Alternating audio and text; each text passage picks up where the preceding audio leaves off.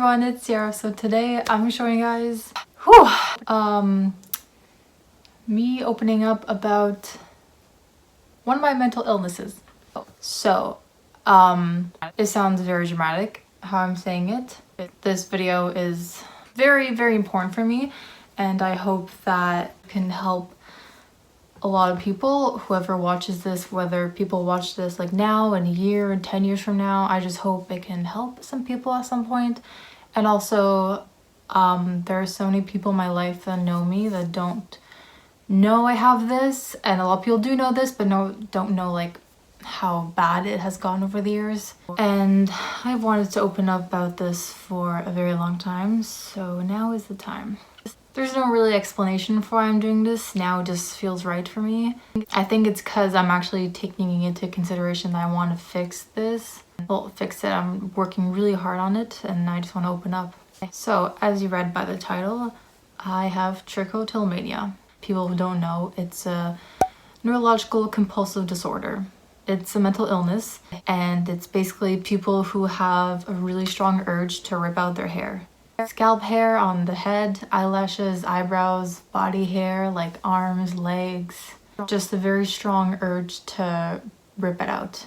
It is a form of OCD. It is related to that because it's a compulsive disorder. It's in the category. So I've had this for, it's been 11 years now. I've been diagnosed with trichotillomania when I was 7, 8 years old. And I went to therapy for it when I was 7, 8 years old. That's when I got diagnosed for it. And I'm currently in therapy again for that. And also for anxiety, because trichotillomania is caused also by anxiety. So I've had this basically my entire life. It's part of also genetics. Like my mom struggled with this when she was a teenager and adult. She got over it now. And because it is a mental health disorder, there is no cure for it. There are some things that can help, like anxiety, antidepressive medications, which I'm on, can help with it, but there is no full cure. The cure is just having a lot of self-control and just waiting till all your hair grows back out and just not ripping it out. It's just finding ways to deal with it, to cope with it, and to not want to have the urge to rip it out. So it's up to me when I want to stop and when I have enough willpower. And people might be like, it's so easy to stop, why don't you just stop? Girl, if I could have stopped years ago, I'm pretty sure I would have. So again, for people who don't know what it's like, who never heard of this, or don't know the severity of it, let me like do a comparison that people might go, oh, okay, I get it. So it's like someone who smokes, let's say. We all know that smoking cigarettes can be very addictive. Once you start, some people can get really addicted to it. It's like the same concept almost. So let's say someone who smokes, they know it's bad for them, they know it can harm them, but they still do it because it makes them feel good. Some people makes them feel relaxed, some people helps them with anxiety. You know, some people that's just how it makes them feel after they smoke. And when they don't have a cigarette, they have that urge, like they have that need to want to do it. They have withdrawal sometimes, and they just, you know, have that need to. And that's basically like hair pulling. Like pulling out my hair, like I know it's bad. I know it can harm me mentally. I know it can prevent future hair growth. And but I still do it because I have that need, you know, I have that urge. Just like the person who smokes, like you have that urge to want to. It's satisfying and it reduces stress in the moment, but then when I'm done doing it, it causes more stress. So it's a very vicious cycle. So here's my quick story of trichotillomania. So again, I started pulling out my hair, started with my eyebrows, I'm pretty sure. I was 7, 8 years old. My mom started noticing and she told my dad, and I think that they brought me to therapy to talk about it. I didn't know that I was going to therapy for that. I thought I was just going to, you know, talk about my elementary school issues. It was a male therapist and he studied in helping kids with mental illnesses. He was amazing. I think I went to go see him for around a year. He told my parents that I do have trichotillomania. And then throughout my elementary, I always ripped out my eyebrows. Like I pulled out my eyebrows. I've been pulling out my eyebrows every single day for 11 years now. And I would also do my eyelashes. So for the longest time ever, I would just pull out my eyebrow hair and eyelashes, sometimes the hair on my arms, but it was mostly just eyebrows and eyelashes. And a lot of people throughout my life have asked me, why do you fill in your eyebrows every day? Why have your eyebrows gone through phases? Like there were times where they were very thick and very colored in, and there are times where they're very thin. Now I like to think I got them to a good shape. But basically it's because the more you pull out your hair, where it is on your body, mostly facial hair, the more you pull it, the slower it will grow back and the thinner it grows back. So my hair is very fragile and very delicate, and my eyebrow hair takes like twice as long to grow back than normal people's eyebrows. Especially I couldn't go a week without pulling out my eyebrows, so I would fill in my eyebrows, and I still fill them in. I am actually working really hard right now. Right now I have them filled in, but eyebrow hair, I have a lot more natural one than I ever had. I'm trying very hard not to pull out my eyebrow hairs. It's very hard, but I still fill them in a bit. I'm trying to get to the point where I don't have to fill them in anymore, because I've been filling in my eyebrows every single day for like 8 years now. So that's the question for people wondering why I fill in my eyebrows every day. It's because I have to, basically, because or else I look like I have no eyebrows. Especially in elementary school, people would ask me like why I didn't have eyebrows, like why I didn't have eyelashes, you know, like I think a few kids asked me if I had cancer, and I said no. I just said like I didn't know what I had. I only found out I had trichotillomania, the official word, when I was 14, 15. I'm 18 right now, so it wasn't that long ago. I knew it was an issue, but I thought it was just like a me issue. You know, I didn't know it was an actual thing that people had. So people would ask me like, do you have cancer? Like, why don't you have hair on your face? Like, why don't you have eyebrows or eyelashes? And I just said like, I have an issue and I ripped them out, you know? I was really shy and didn't know how to say it. So that was that. Throughout all my elementary, all my high school, it was just eyebrows and eyelashes. And then grade 12 came. So grade 12 was an amazing year so far. First semester was amazing. I recently graduated from high school, class of 2020. So my first semester was amazing. I had really, really good grades. I graduated with basically straight A's. I'm very proud of that. But second semester is when COVID first hit. It was March, and I finished my second and last semester of high school online.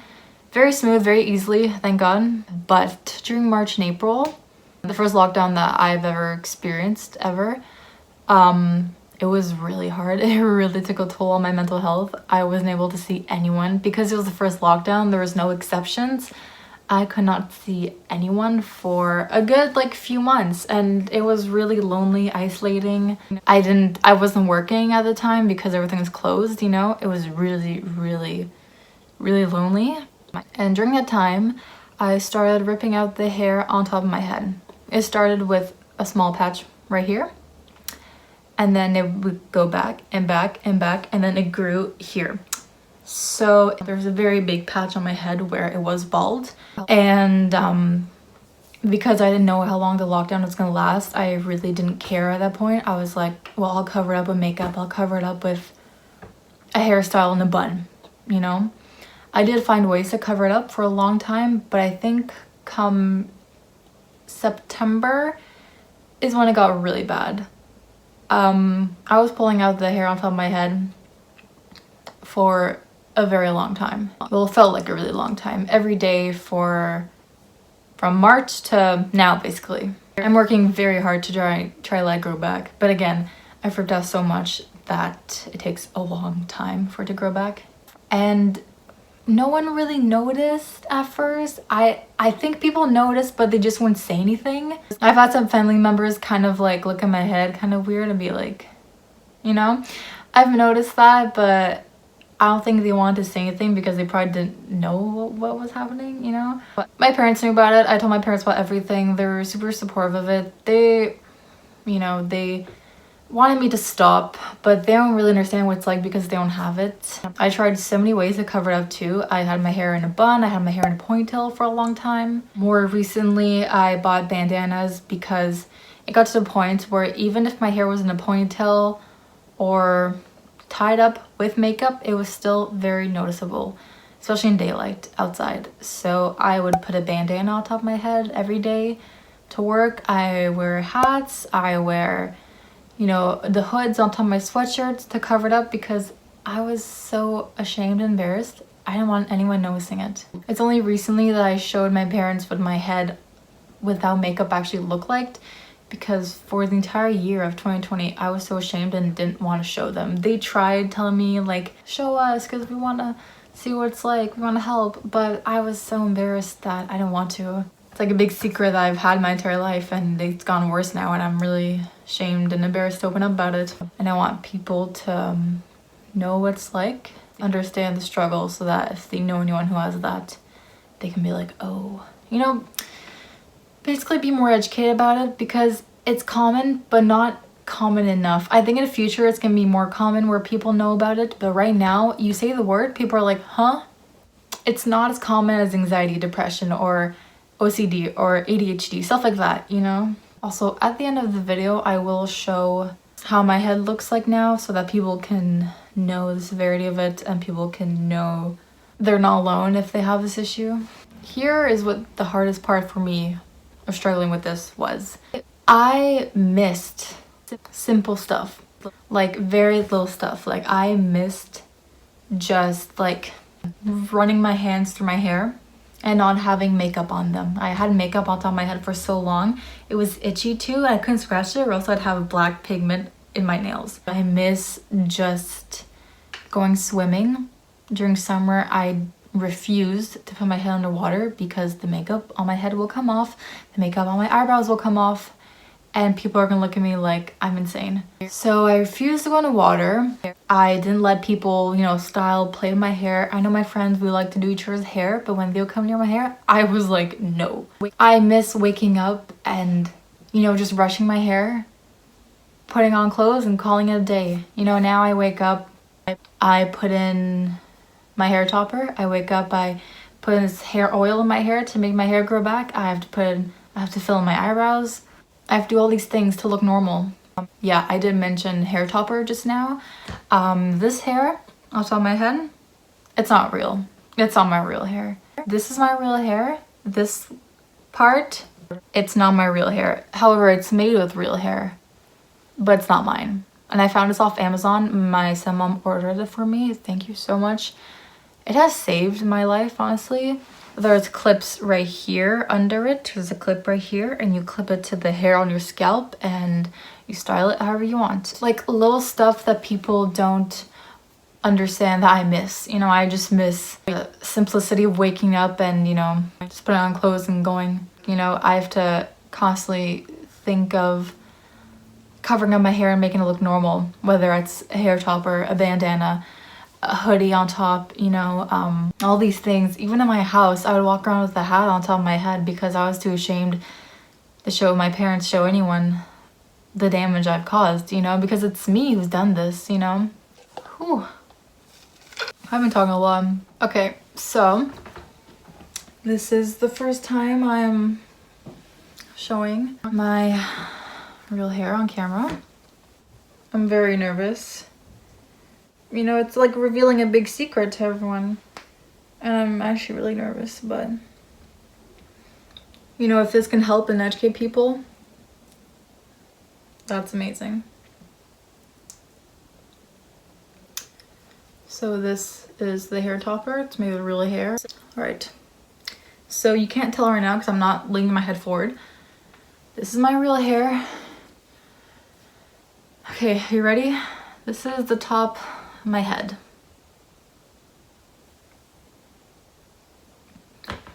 Yeah, it's very drastic. So basically, there's no explanation. I ripped out the hair on top of my head. Believe it or not, it used to be a lot worse because I have hair right here. It used to be all bald down here and here. I grown out this hair, I grew out the hair here. There's even some black, well not black, but you can see there's the hair slowly starting to grow back on top of here. To me, that is effort, you know. Just this part growing out took like a few months. and it's still not done growing. That is my real hair. Oh my god, this is... I know that I'm gonna have some family members that are seeing this. They might... I just hope they don't look at me as different. I don't think they will. I think they're mostly gonna be shocked because they're gonna be like, wow. They probably didn't realize how bad it was. Yeah, this is what I have. Yeah. For anyone who has this issue, this is how I put the hair back. It's really simple, honestly. I put it back here, clip it, do the same in the back. I grab the crown part of the hair, flatten it in the back, and I clip it with one of these. And I grab a scrunchie, and I pull the rest of my hair back, slowly and delicate, because I don't want to rip it out. And bam. And I pull out a few strands of hair so it looks a bit more blended in. And there you go, it's back in. Yeah, so that's it for the video. I hope you guys enjoyed it. I hope that whoever didn't know about this is now a little more educated on this topic. I hope that people are more educated, like I said. I hope that people know more about it. Whoever you might see in the future who has this issue, at least now you know about it and you know to, you know, try to help them. It's an issue that a lot of people have, and a lot of people have it a lot worse than I do. A lot of people, they had to shave their entire head because they were just fed up with their hair and they just didn't want to do it anymore. I'm very lucky that I stopped myself there where I am so that I don't, you know, go bald completely, because I want to keep my hair. I'm still very, very young and I want to have healthy hair. It's something that I'm working on every single day. It's a struggle every single day. And yeah, so once again, I hope you guys enjoyed this video. If you did, give it a thumbs up, subscribe to my channel, and if ever people want to see more stories on me and my mental health or more of my Trichotillomania story, definitely leave that as a comment below. I love opening up and talking about these topics. It can help people and that makes me really happy. So yeah, give this video a thumbs up, subscribe to my channel, and I'll see you guys in the next video. Bye!